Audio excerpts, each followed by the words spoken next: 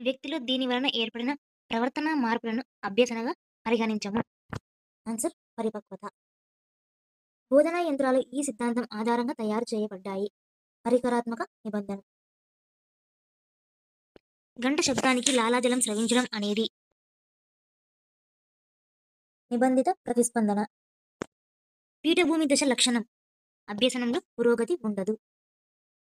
తెరస్టన్ ప్రతిపాదించిన ప్రాథమిక మానసిక సామర్థ్యం కానిది అని తెలుసుకోవాలంటే ముందు ప్రాథమిక సామర్థ్యాలు ఏంటేంటో తెలుసుకోవాలి. ఆర్టీఈ చట్టం 2009 ప్రకారం సన్నాహ గంటలతో కలిపి ఉపాధ్యాయునికి వారానికి కనీసం ఎన్ని గంటలు? కనీసం పని గంటలు 45. కార్తీక్, నేను నా హోంవర్క్ పూర్తి చేస్తే నన్ను టీవీ చూడనిస్తారా అని తన తల్లిని అడుగుతున్నాడు. గోల్బర్గ్ ప్రకారం కార్తీక్ యొక్క నైతిక వికాస దశ అంటే ఇక్కడ బేరాలు చేస్తున్నాడు. నువ్వు పూర్తి చేస్తే నన్ను చూడనిస్తావా అని. అంటే సహజ సంతోష, సహకార సంతోష నేపథ్య స్థితి. నేపథ్యం. పూర్తి చేసిన పనుల కన్నా మధ్యలో ఆపివేసిన పనులు ఎక్కువ కాలం గుర్తుండడాన్ని ఇలా అంటారు. జైగార్నిక్ ప్రభావం. జ్ఞానాత్మక రంగానికి సంబంధించి ఉన్నత స్థాయి లక్ష్యం మూల్యాంకనం. వృత్యంతర శిక్షణల మీద ఉపాధ్యాయుల వైఖరిని అధ్యయనం చేయడానికి అనువైన పరిశోధన పద్ధతి వర్ణనాత్మక పరిశోధన. టీచింగ్ ఆప్టిట్యూడ్ టెస్ట్ ఈ సహజ సామర్థ్యాన్ని అంచనా వేయడానికి ఉద్దేశించబడినది. వృత్తి సంబంధం. స్కిన్నర్ మరియు పావ్లో ప్రయోగాలు ఈ రకమైన పరిశీలనకు సంబంధించినవి. నియంత్రిత పరిశీలన. సమీకృత ప్రకల్పనలో విషయ సమాచారం అనేక విషయాలకు సంబంధించి ఉంటుంది. మొదటి పాలపన్ను ఏర్పడే దశ శైశవ దశ. పరిశీలనాభ్యాసనంలో దశల వరుస క్రమం. అవధానం, ధారణ, పునరుత్పాదన, పునర్బలనం. కొన్నిసార్లు గత సమాచారం కొత్త సమాచారాన్ని నేర్చుకోవడానికి సులభతరం చేస్తుంది. ఈ దృగ్విషయాన్ని ఇలా పేర్కొంటారు. బదిలీ ప్రభావం. మనకు ఏవైనా ఆటంకాలు కలిగితే అవరోధాలు దాని పురోగమన తిరోగమన అవరోధాలలో ఒకటవుతుంది. సగం చేసిన పనులు ఎక్కువ కాలం గుర్తుండడాన్ని జైగార్నిక్ ప్రభావం అంటారు.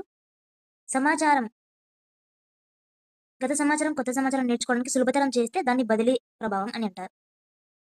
కాలక్రమంగా మనం ఇతరులతో సంబంధాలు ఏర్పరచుకునే విధానంలో మార్పులు దీనిని సూచిస్తాయి. సాంఘిక వికాసం. ఇది కంప్యూటర్ మనకు అందించే తపాలా సర్వీస్ వంటిది. ఇమెయిల్.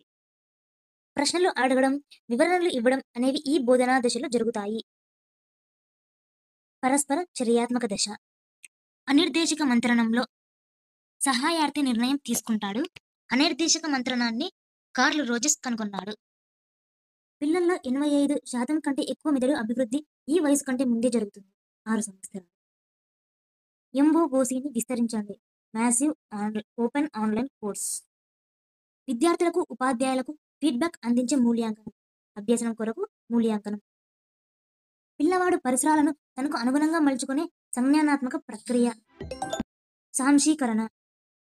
పిల్లలందరిలో భాషాభివృద్ధి అనేది శబ్దాలతో మొదలై క్రమంగా వాక్యాలతో మారుతుంది. ఇక్కడ ఇమిడి ఉన్న వికాస సూత్రం.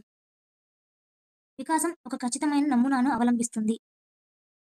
రవి ఒక పద్యం నేర్చుకోవడానికి 15 ప్రయత్నాలు తీసుకున్నాడు. ఒక నెల తర్వాత దానిని తిరిగి నేర్చుకోవడానికి 3 ప్రయత్నాలు మాత్రమే తీసుకున్నాడు. అతని పొదుపు గణన 80%. ఈ ప్రాబ్లం వివరణ మన ఛానల్లో ఉంది. దాన్ని ఒకసారి కావాలన్న వాళ్ళు చూడండి. ధారాళత, నమ్యత, వాస్తవికత అనేవి ఈ అంశానికి చెందిన మూలకాలు. సృజనాత్మకత. ఎంఎస్ వర్డ్లో టెక్స్ట్ను డిలీట్ చేసేందుకు సరైన పద్ధతి. కర్సర్ను మొదట్లో ఉంచి డిలీట్ నొక్కాలి. ఈ దశలో అభ్యసనం చాలా వేగంగా జరుగుతుంది. ప్రారంభ స్ఫూర్తి. ఎడ్యుకేషనల్ డిటర్మినిజం అనే పుస్తకాన్ని రాసిన వారు W.C. బాగ్లే.